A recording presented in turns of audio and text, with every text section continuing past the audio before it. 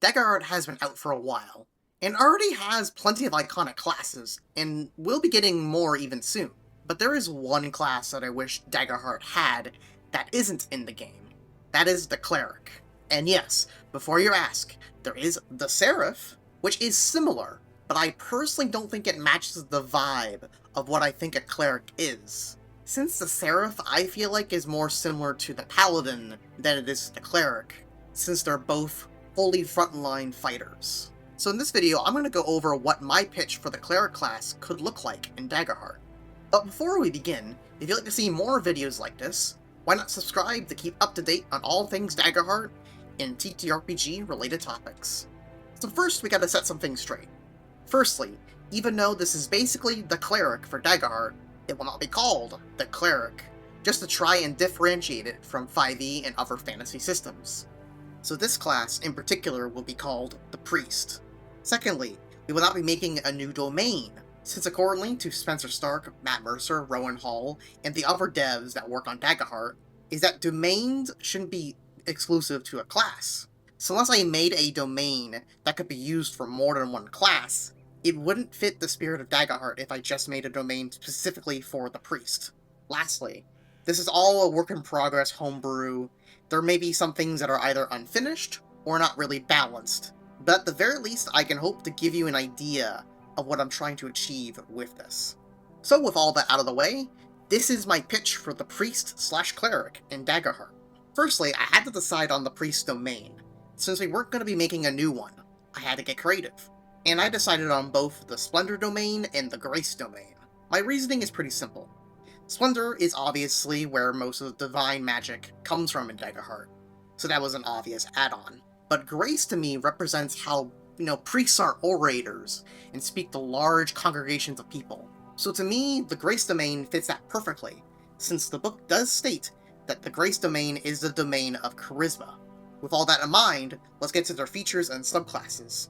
Starting with prayers, which, similar to the upcoming Warlock class, they get 3 prayer tokens, and can get more equal to their presence as a downtime action, which those tokens can be spent on 3 different prayer types. The Prayer of Rejuvenation, yourself and allies within far range can mark off hit points equal to your presence. The Prayer of Hope, yourself and allies within far range can gain hope. And lastly, the Prayer of Serenity, yourself and allies within far range can mark off stress equal to your presence.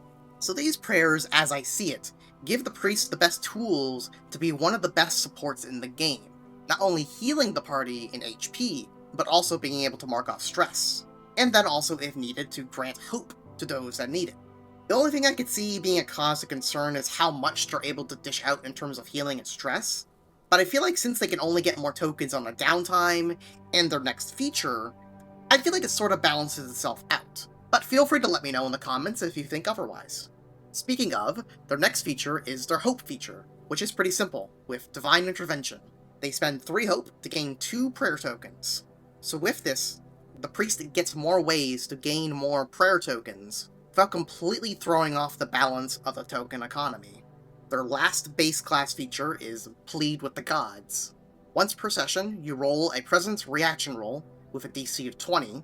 On a success, you and the party gain a hope, and the GM loses a fear.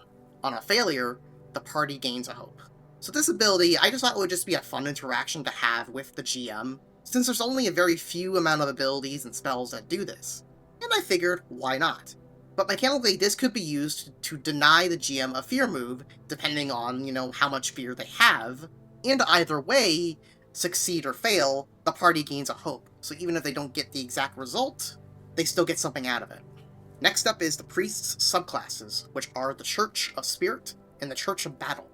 The Church of Spirit doubles down on the Priest's healing capabilities, while the Church of Battle turns the Priest into a War Priest, being able to help themselves or an ally hit an attack or protect their allies from harm.